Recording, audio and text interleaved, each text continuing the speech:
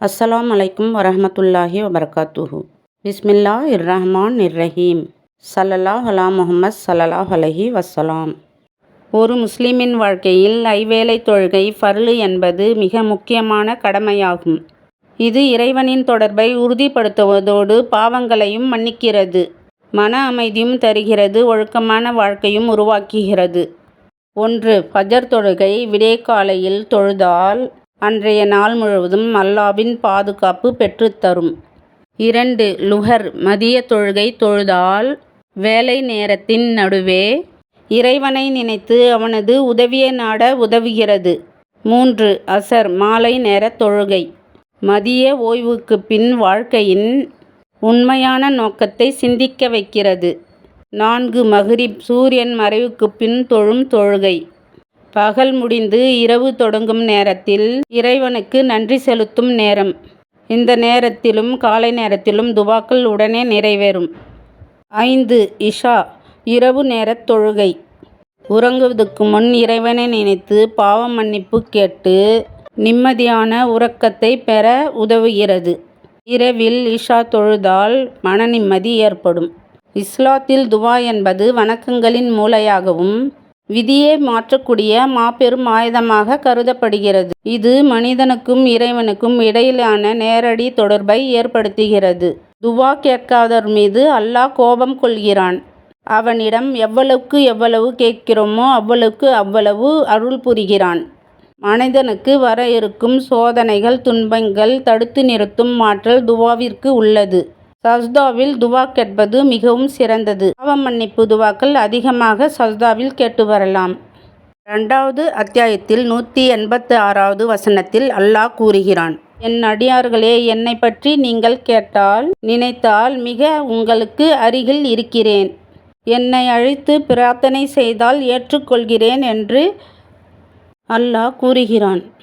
மனிதனின் பாவங்களை அழித்து மன அமைதியை தரக்கூடியது துவாவாகும். ஒருவர் கேட்கும் துவா உடனே நிறைவேற்றப்படலாம் அல்லது அதைவிட சிறந்த நன்மையாக மறுமையில் வழங்கப்படலாம் அல்லது வரவிருக்கும் ஆபத்துகள் துவாவின் மூலம் தடுக்கப்படலாம். ஆகவே நாம் அனைவரும் அதிகமாக அல்லாஹ்விடம் துவா கேட்பதே மிகவும் சிறந்ததாகும். திக்ர் அல்லாஹ்வை நினைவு கூறுதல். இஸ்லாத்தில் ஆன்மீக அமைதி, மன அமைதி, உள்ளத்தில் பயம் நீங்கும், அதிக நன்மைகளும் கிடைக்கும்.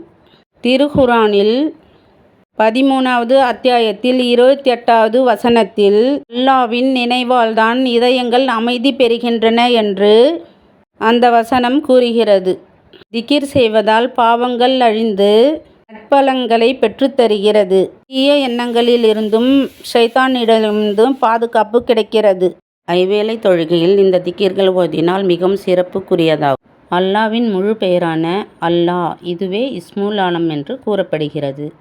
உள்ளத்தை வேறு இடத்தில் சிதறவிடாமல் சுபு தொழுகை தொழுதுவிட்டும் மக்ரிப் தொழுகை தொழுதுவிட்டும் காலை மாலை நாம் திக்ர் செய்து வந்தால் ஈமான் அதிகரிக்கும், துன்பம் கவலை நோய் அனைத்தும் நீங்கும், இம்மை மறுமை வாழ்க்கையிலும் நாம் வெற்றி அடையலாம்.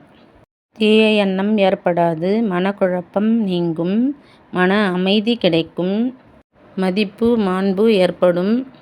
அல்லாஹு என்று நாம் திக்ர் செய்து வந்தால் நாம் அனைத்து நன்மைகளும் பெறலாம். யா அல்லாஹ், யா ரஹ்மான், யா ரஹீம். இந்த அல்லாஹ்வின் திருநாமங்களுக்கு அர்த்தம் அல்லாவே அருளற்ற அருளாளனே, நிகரற்ற அன்புடையோனே என்று அர்த்தம். இவ்வாறு அல்லாஹ்வை நாம் நினைத்து திக்ர் செய்யும் போது அல்லாஹ் மிகவும் மகிழ்ச்சி அடைகிறான். அல்லாஹ் நம் துவாவை உடனே ஏற்றுக்கொள்கிறான். இந்த திக்ரை நாம் இதய திக்ராகவும் ஓதி வரலாம். ஐவேளை தொழுகை முடித்துவிட்டு 100 முறையும் ஓதி வரலாம். நம் சக்திக்கு ஏற்றபடி 500 முறையும் அல்லது அதிகமாகவும் ஓதி வரலாம். நாம் ஒரு இடத்தில் அமர்ந்து இதய திக்ராக செய்தால் மிகவும் நல்லது, அதிக நன்மை அடையலாம். அல்லாஹ்வை நாம் புகழ்ந்து திக்ர் செய்வதால் அல்லாஹ் நம் அனைத்து தேவைகளும் நிறைவேற்றுவான். யா ரஹ்மான் இந்த திக்ரை ஒருவர் ஓதி வந்தால் பிறரின் அன்பை பெறலாம், நாட்டங்கள் நிறைவேறும், அனைத்து காரியங்களும் வெற்றி அடையும், அனைத்து துன்பத்திலிருந்தும் நாம் பாதுகாப்பு பெறலாம். யா ரஹீம் உள்ளத்தில் அன்பு இரக்கம் ஏற்படும், செல்வம் பதவி உயரும், தீமைகளிலிருந்தும் ஆபத்திலிருந்தும் காவல் பெறலாம். எதிரிகளால் நமக்கு ஆபத்து ஏற்படாது. இந்த திக்கிரை 100 முறை ஓதி வரலாம். யா அல்லாஹ், யா ரஹ்மான், யா ரஹீம் என்று நாம் ஓதி வந்தால் நீண்ட நாள் நோய் நீங்கும், பணம் உணவில் பரக்கத் ஏற்படும், நெருக்கடி நீங்கும், சகல அலுவலகங்களில் வெற்றி பெறலாம், ஒருவர் மற்றவர் மீதும் அன்பு செலுத்துவார்கள், அனைத்து துன்பத்திலிருந்தும் பாதுகாப்பு பெறலாம். நாம் இந்த திக்கிர்களை அதிகமாக ஓதி வந்தால் நம் அனைத்து தேவைகளும் நிறைவேறும். கண்டிப்பாக காலை மாலை நாம் இதே திக்கிர் செய்வது மிகவும் சிறந்தது. அனைத்து வித பாதுகாப்பும் நாம் அடையலாம். ஆகவே நாம் அனைவரும் இந்த திக்கிர்களை அதிகமாக ஓதி அல்லாஹ்விடம் துவா செய்வோம். இந்த திக்கிர்களை ஓதுவதற்கு முன்பின் ஸலவாத் ஓதி வரவும். ஸலவாத் ஓதிவிட்டு நாம் துவா கேட்டால் உடனே நிறைவேறும். நம் அனைத்து தேவைகளும் நிறைவேற அல்லாஹ்விடம் துவா செய்வோம். அல்லாஹ் நம் துவாக்களை ஏற்றுக்கொள்வானாக. யா ரப்பில் ஆலமீன். ஆமீன் ஆமீன். சுபான ரப்பிகே ரப்பில் இஸ்ஸத்தி அம்மா யசிஃபூன் வஸ்ஸலாமுன் அலல் முர்ஸலீன் வல்ஹம்துலில்லாஹி ரப்பில் ஆலமீன். ஆமீன் ஆமீன். ஸல்லல்லாஹு அலா முஹம்மத் ஸல்லல்லாஹு அலைஹி வஸல்லம். இது தமிழ் துவா திக்கிர் சேனல். இந்த சேனலில் போடும் வீடியோக்களை பார்த்துவிட்டு அல்ஹம்துலில்லாஹ் ஆமீன் என்று கமெண்ட்ஸ் பண்ணுங்கள், லைக் பண்ணுங்கள், சப்ஸ்கிரைப் பண்ணுங்கள்.